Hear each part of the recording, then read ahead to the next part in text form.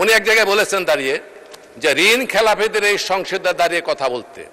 এই যে ঋণ খেলাপিদের এই সংসদ, এই শব্দ কোথা থেকে পেলেন? একটা কথা আছে বাংলা ভাষায় মাননীয় স্পিকার, যে বেড়ায় যদি ক্ষেত খায় সেই ক্ষেত টিকানো যায় না।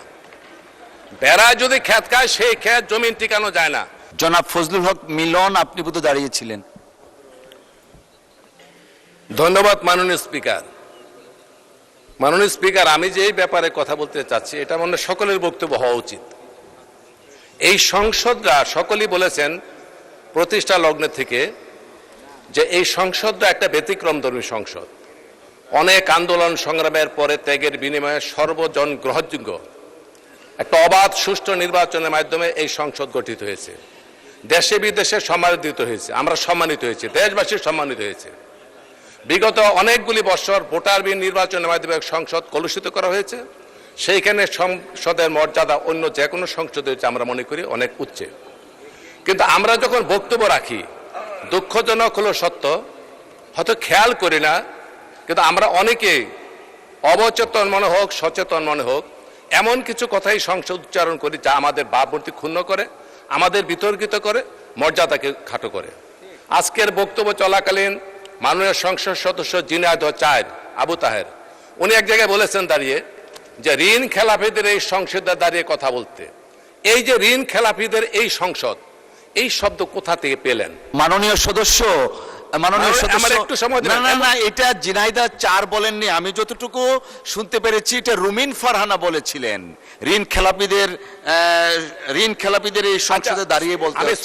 জিনাইদা চার না, আপনি বোধহয় ভুল করছেন। রুমিন ফারহানা বলেছিলেন। কিন্তু কথাটা সকলের, যেই বলুক এই কথাটার প্রেক্ষিতে বলছি। একটা কথা আছে বাংলা ভাষায় মাননীয় স্পিকার, যে বেড়ায় যদি ক্ষেত খায় সেই ক্ষেত টিকানো যায় না। বেড়ায় যদি ক্ষেত খায় সেই ক্ষেত জমিন টিকানো যায় না।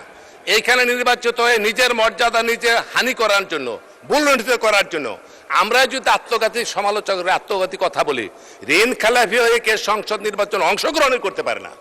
সেইখানে ঋণ খেলাপিদের সংসদ কি করে হয়? আমি অনুরোধ করব আপনি এই শব্দটি এখান থেকে এক্সপান্স করেন এবং ভবিষ্যতে আমরা যাতে বক্তব্য রাখি নিজেদের মান সম্মান হানি এমন কথা যেন অতি উৎসাহীকে না বলি, এই জন্য সকলের প্রতি বিনয়ের সাথে অনুরোধ করছি। আসসালামু আলাইকুম। জি মাননীয়, এটা তো ব্যাখ্যার মধ্যে আমরা যাচ্ছি না। মাননীয় সদস্য উনি পয়েন্ট একটু বলি, আপনি শুনেন দয়া করে। আপনি বসেন please, take your seat please. Thank you. জনাব ফজলুল হক মিলন সাহেব একটা পয়েন্ট রেজ করেছেন, সেই পয়েন্টটা আমরা পরীক্ষা নিরীক্ষা করে দেখব। যদি আপনার বক্তব্যে সেটা প্রতিফলিত হয়ে থাকে সেই অংশটা আমরা বিচার বিশ্লেষণ করে এক্সপান্স হওয়ার মতো হলে এক্সপান্স করব। অসংখ্য ধন্যবাদ। ফজলুল হক মিলন সাহেব, আপনাকে অসংখ্য ধন্যবাদ। আমরা আগে দেখে নেই, আমরা তো এখন এই মুহূর্তে কোনো সিদ্ধান্ত নিচ্ছি না। উনি যে কথাটা বলেছেন, উনি বলেছেন যে ঋণ খেলাপিদের এই সংসদে দাঁড়িয়ে বলতে হচ্ছে, এই লাইনটা তিনি কোট করেছেন। সো এই লাইনটা আসলে আপনার বক্তব্যে ছিল কিনা প্রতিফলিত হোক, আমাদের সামনে আসবে। যদি এরকম থাকে নিশ্চয়ই এটা ঢালাও একটা স্পিচ হয়ে থাকতে পারে, সেই ক্ষেত্রে স্পিকারের আসন থেকে সিদ্ধান্ত নেওয়া হবে। অসংখ্য ধন্যবাদ।